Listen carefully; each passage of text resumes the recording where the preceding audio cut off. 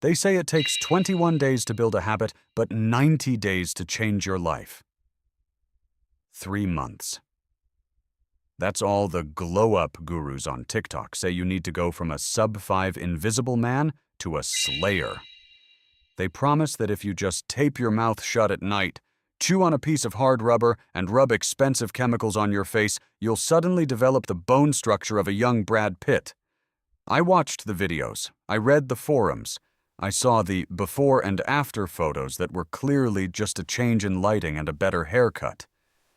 And despite everything I told you in my last video, despite knowing that I'm a genetically disadvantaged background asset, I felt a spark. A tiny, delusional spark of cope. What if I could actually ascend? What if my recessed chin was just shy? So I did it. I committed 90 days to the ultimate LOOKSMAXXIng protocol. No half measures. No soft maxing safely from the sidelines. I went full unhinged.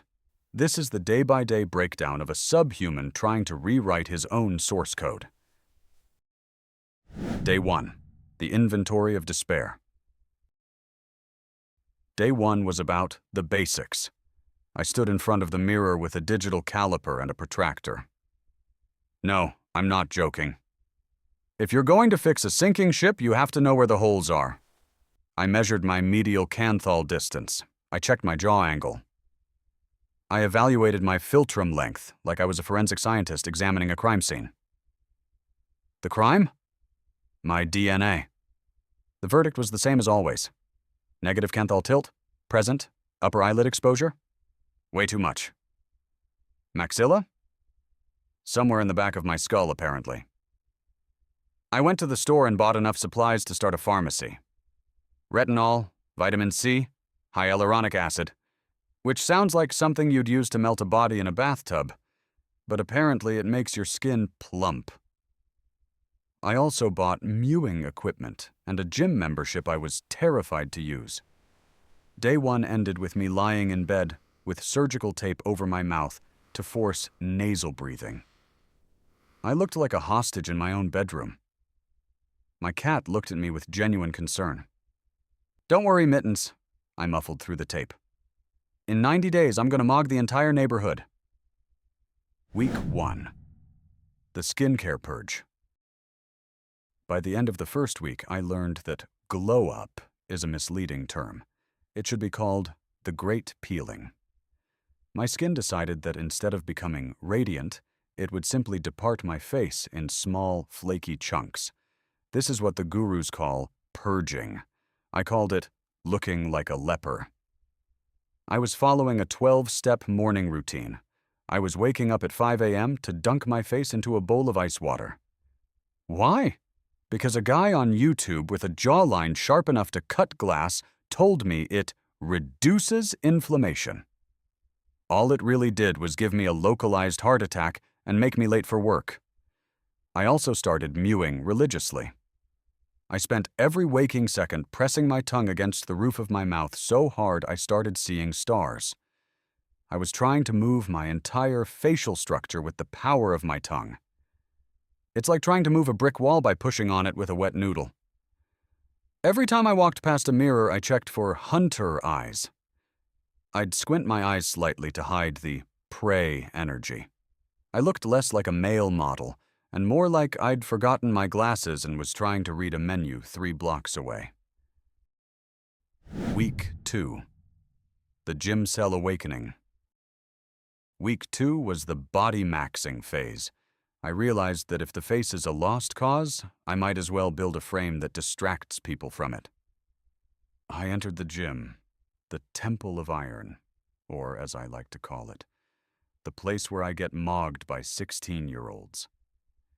There's nothing quite as humbling for a subhuman as standing next to a Gen Z Chad who is doing lateral raises with my entire body weight while checking his hair in the mirror. I felt like a toddler in a room full of Spartans. I started the bulk. I was eating 5,000 calories a day, protein shakes, chicken breasts, eggs. I smelled like a gym bag that had been left in a hot car. I wasn't getting buff yet. I was just getting inflated. I was a sub-5, with a slight bloat. But the cope was strong. I'd finish a set of bench presses, look in the mirror, and think, is that a bicep vein? Or just a very prominent bruise from when I dropped the bar on myself?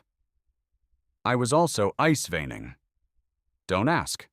It involves cold showers and mental maxing. I was trying to develop that 1,000-yard stare that the Sigma edits use. In reality, I just looked like I hadn't slept since the Obama administration. Week 3, the Unhinged Tactics. By week 3, the desperation set in. The soft maxing wasn't working fast enough. My chin was still receding like a politician's promises. I started looking into hard maxing light. I bought jawline gum. It's basically like chewing on a truck tire. My masseter muscles were so sore I couldn't speak properly. Hey, I'd say to a coworker, and my jaw would click like a broken stapler.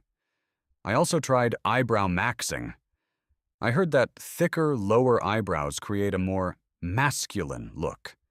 So I bought a derma roller, a tiny wheel of needles, and started rolling it over my brows to stimulate growth. Pro tip: don't do this right before a Zoom call. I showed up to the meeting looking like I'd been attacked by a very small, very specific cat. I was also stature-maxxing. I bought shoe lifts, 2 inches of foam that I shoved into my sneakers. Suddenly, I was 5 feet 11 instead of 5 feet 9. The world looked different from up there. I could see the tops of refrigerators. I felt powerful. Until I had to take my shoes off to enter my friend's house. I instantly shrunk 2 inches like a deflating balloon. I spent the rest of the night walking on my tiptoes so nobody would notice the height fraud. It was exhausting. Being a subhuman is a full-time job with 0 benefits. Week 4, the public test. 1 month in, I decided it was time to test my new self in the wild. I had the haircut, I had the skincare glow, I had the lifts in my shoes, I had the Sigma squint. I went to a local bar, a place where high-tier normies and chads congregate to do social maxing. I walked in, trying to radiate high-status energy. I sat at the bar and ordered a drink, making sure to keep my hunter eyes locked in. A girl sat 2 seats away. This was it. The moment of ascension. I turned to her, gave my most refined smirk, the one I'd practiced for hours, and said, "Nice atmosphere, isn't it?" She looked at me for exactly 0.5 seconds. Her eyes did a quick scan, the subhuman check. She saw the recessed chin. She saw the effort. She saw the prey hiding behind the hunter squint. She said, "Yeah," and immediately turned back to her phone. I wasn't even rejected. I was NPC'd. I was a background character trying to trigger a dialogue tree with a player character, and she just pressed skip. I went home, took out my shoe lifts, washed the expensive anti-fatigue cream off my face, and ate a bag of frozen pizza rolls. The cope was leaking. Day 90, the final reflection. 90 days.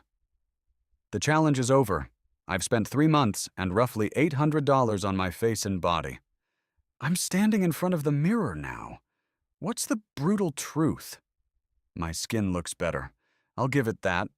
I don't look like I'm decaying anymore. My arms are slightly bigger, and I can move my jaw in ways that would confuse a dentist. But I'm still a 4. Maybe a 4.5 on a day with good lighting and a specific camera angle. The glow-up didn't change my life. It didn't turn me into a slayer. It didn't fix the negative canthal tilt or the maxillary recession. It just made me a well-groomed subhuman. And that's the part the gurus don't tell you. You can max out your potential, but if your potential started at background asset number 4, you're still not going to be the lead. But here's the thing. In these 90 days, I realized that the obsession with ascending is its own kind of prison. I spent 3 months staring at my own flaws with a magnifying glass. I became my own worst mogger. I've decided to keep the gym and the skincare, not because I think I'm going to become a Chad, but because it's better than LDAR, laying down and rotting. I'm still a subhuman, but I'm a subhuman who can deadlift 300 pounds and has very soft skin. Is it a victory? No. Is it over? Not quite. It's just the brutal truth. You can change your habits, but you can't change your soul or your bone structure without a surgeon and a miracle. I'm going to go eat a burger now, and I'm not going to worry about the sodium bloat for at least 5 minutes. Stay realistic, my friends.